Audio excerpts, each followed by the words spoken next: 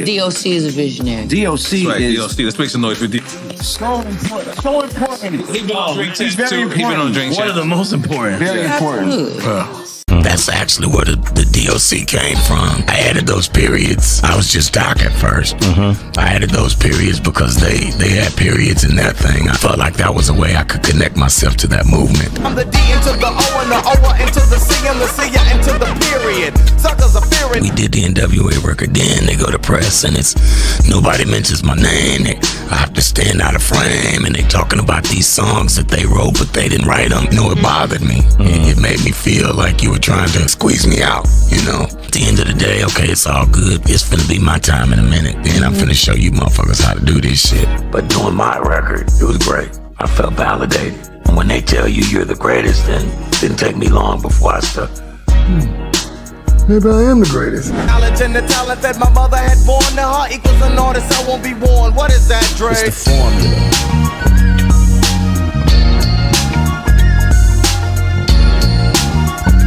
The Doc is dope. I would have been down with rock, but I'll be broke by the punk. I'm opening up my trunk to reveal death. Living it up, my life is like a story. Yelling it, cause nobody else is telling it. Checking it, always getting paid, cause the rap is sort of a twist between what you need and what I mean. What I mean by twist, nah, you gotta listen. What the fuck what was that right there? Never a segment of negative because I'm informed what you've been missing. Never a segment of negative. How the fuck did you say that shit? Goddamn. Never a second is negative cause I'm upon what you've been missing. So and so.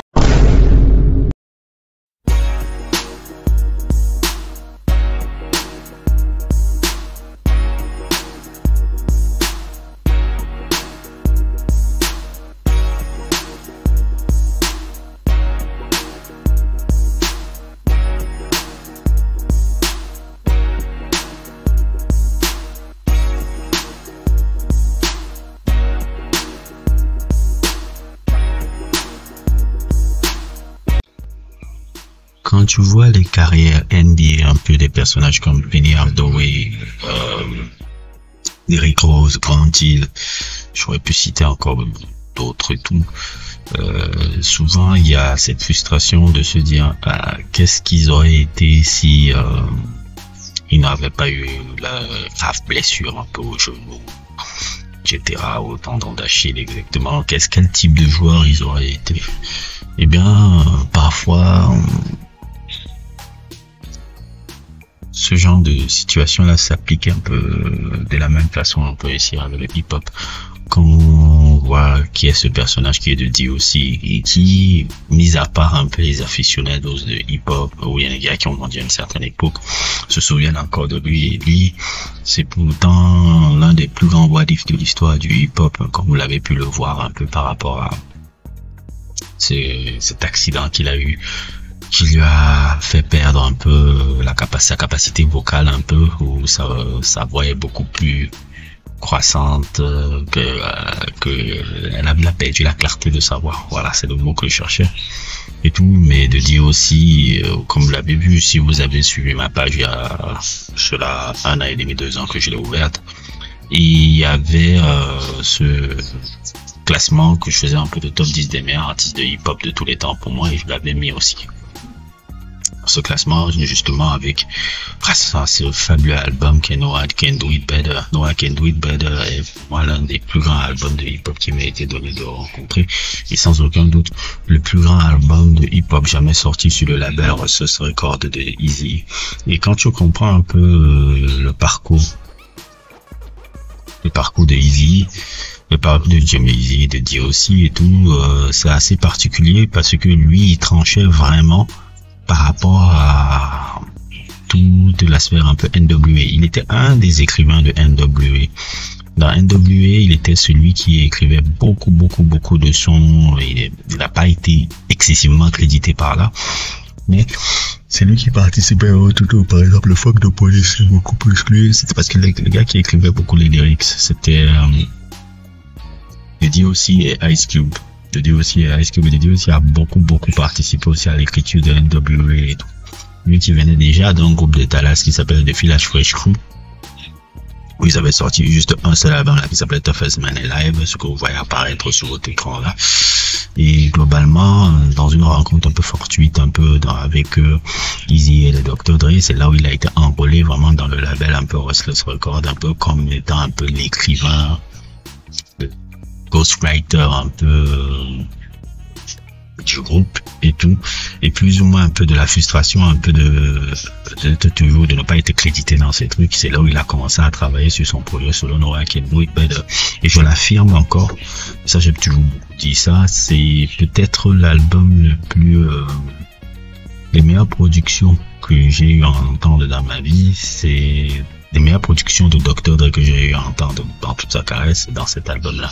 Tellement c'est funky, tellement c'est truc là, beaucoup plus même que la G-Funk, de Chronic, etc. C'est beaucoup plus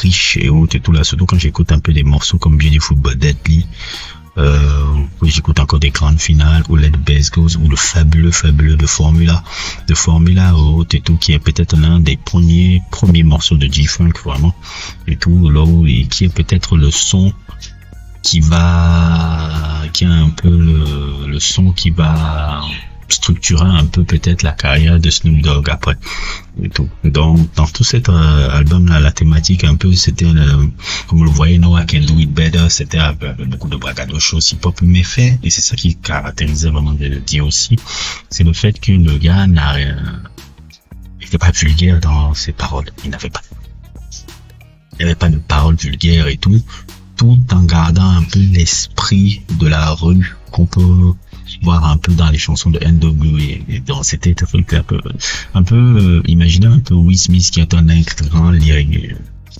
qui est très fort dans les lyrics et qui fait pas et qui a un peu cet aspect strict, un peu crédible, un peu que voilà, c'est un peu ça de dire aussi, un incroyable lyriciste, que ça soit avec des morceaux qui me marquent comme It's Funky Enough.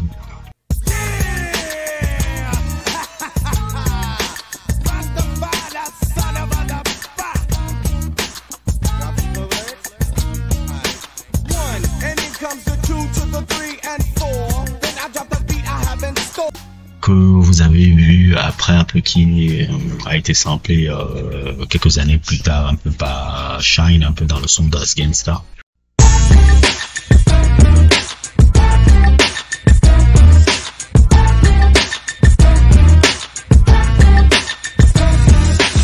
Hustler, bad motherfucker, Brooklyn to the rocker, Cali and back, court cases.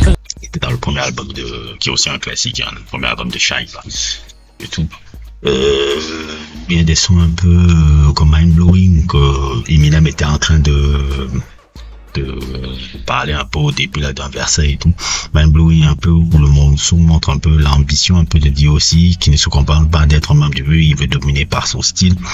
Ou bien encore des morceaux comme Portrait of Masterpiece. Là le rap, la thématique un peu, c'est l'art du rap qui est vu un peu comme de la haute culture. Le rap est comparé à une peinture ou une œuvre d'art.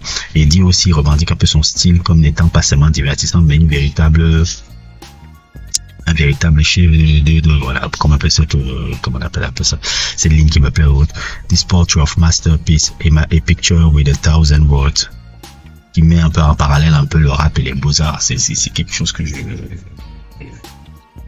c'est quelque chose que j'adore un peu avec cet album. Un de mes morceaux préférés, Beautiful But Deadly. Beautiful But Deadly qui est un peu une critique sociale sur les femmes fatales. Le morceau décrit les femmes attirantes mais dangereuses, un thème récurrent dans le rap. Et derrière le volet, il y a une mise en garde un peu sur la tromperie et les illusions. C'est ça un peu qui est génial. Et il faut avouer un peu, ça, je vais un peu sortir un peu sur sa vie privée, que le dit aussi à cette époque-là, dans sa vie personnelle était un peu beaucoup plus dissolue. Il avait le succès, il commençait à gagner de l'argent, il était un peu plus ou moins belle gueule et tout. Et tous les affres un peu de alcool, argent, femmes et autres et tout. Je pense même que c'est même cette situation-là qui l'a poussé même à arriver à avoir cet grave accident où il a fait ce grave accident de voiture qui a fait que fatalement il perd sa voix. C'est à peu près ça et tout. Et c'est vraiment un album que je vous conseille énormément. C'est l'une des plus belles choses qui n'est jamais arrivée dans l'histoire du hip-hop et tout. Et c'est une frustration particulière parce que quand tu regardes ce premier album là, quand tu regardes les lyrics, les trucs là-bas, la fusion et autres et tout, de D.O.C. pour moi est celui qui, s'il n'avait pas eu son accident, il aurait eu la même trajectoire, d'une trajectoire même peut-être même 4 fois plus grande un peu que celle de Snoop Dogg. Et pourquoi je dis ça? Parce que quand il a eu son accident et quand ils ont commencé à quitter le label Ossos Records, lui et Dr. Dre pour fonder, parce que c'est l'un des fondateurs du label Death Row, lui, Suge Knight, et si je me trompe pas, lui, Suge Knight et Diddy aussi. Ce sont les 3 fondateurs de base. Avant que le mafieux Ario vienne aussi financer un peu le délire, etc., mais à la base, il est fondateur.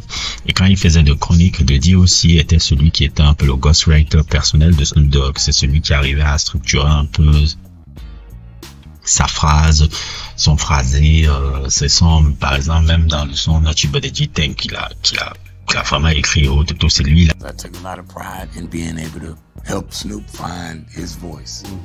And Snoop was a willing student. Right. You know, Snoopy really allowed me to live when I didn't have no reason to live. Because rap was really all I had. You know, when you took that shit, you took a lot. You know, but I was allowed to live through Dog. You know, and he came in and just tore shit up. So his victory felt like my victory. Yeah. He spoke to how instrumental you were in helping him craft his shit. You know, he was a big freestyler. Can you explain that? You know, what that meant? I seen that. He'd get on here and he'd start trying to talk like me. I'd say, God. But it was true. He'd rap this whole long ass rap. And I'd be like, this shit is dope right here. Then you lose me right here. But see down here, this shit is dope. Let's put that out. Let's get this folk. Put that motherfucker right there. Now rap them 8 lines. You see how now we gonna do this all the way. And he just rap up, 1,000 bars. And we just pick out 16 good. Oh, he didn't know how to write 16s? I think he just rapped. Yeah. Snoop, you just turn that motherfucker on, man. Go. And he'll go. À synthétiser un peu les paroles, un peu le truc là, le 1, 2, 3, to the 4, Snoop Dogg. Et donc c'est vraiment te dire aussi qu'il lui a permis de structurer un peu son truc et autres. Il a beaucoup coaché. Snoop Dogg au début de sa carrière, et Snoop Dogg lui doit énormément un peu dans son écoute. C'est pour ça qu'il est toujours dans le roster de Dr. Dre, Snoop Dogg jusqu'à aujourd'hui, parce que c'est celui qui est vraiment le coach et la science du phrasé, la science des rimes, la science de truc que ce gars-là avait est juste absolument incroyable. Et je pourrais encore ajouter avec Eminem, il a participé aussi à la structure aussi d'Eminem dans l'album de 2001 de Dr. Dre. Certains sont aussi là, il a truc, c'est un incroyable songwriter. Imaginez un peu ce mec là qui a cette science là et tout, avec le fabuleux premier album qu'il a fait là, sans son accident. Il aurait la même dimension que Snoop Dogg actuellement. Donc Snoop Dogg doit tout à ce gars là. Et en termes de rimes, en termes de phrasé, en termes de trucs, Snoop Dogg doit absolument tout à ce gars-là.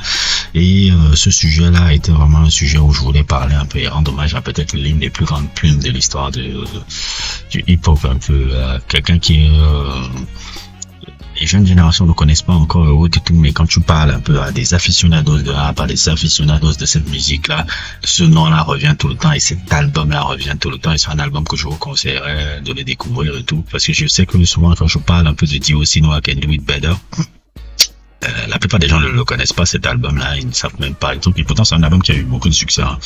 Il s'est sorti, je pense qu'il avait eu 1 million, 1,5 million ou 2 millions, si je me trompe pas. À l'époque où il est sorti, Smoke Enough était un assez grand succès aussi à cette époque-là. Et voilà et tout. Belle carrière dans sa vie privée. Bon, on connaît un peu la relation qu'il a eu avec Erykah Badu. Ils ont leur fille là. D'ailleurs, même c'est un peu une parenthèse assez incroyable un peu sur Erykah Badu. Parce que Erykah Badu, elle a ses enfants, elle a eu des enfants avec 3 des rappeurs les plus emblématiques de l'histoire un peu du hip-hop américain. André 3000, Diddy aussi, et Jay Electronica, c'est assez fou ça, un peu dans l'histoire un peu de cette Erykah Badu. Erykah Badu, ouais, Diddy aussi, c'est vrai. C'est vraiment un artiste que je vous conseille fortement. No I Can Do It Better. C'est l'un des albums les plus fous qui m'a été donné d'écouter. Il a pas pris noise, il est toujours aussi magnifique. En tout cas, c'était ça que je voulais vous parler aujourd'hui. N'hésitez pas à liker, n'hésitez pas à vous abonner et à plus pour d'autres aventures.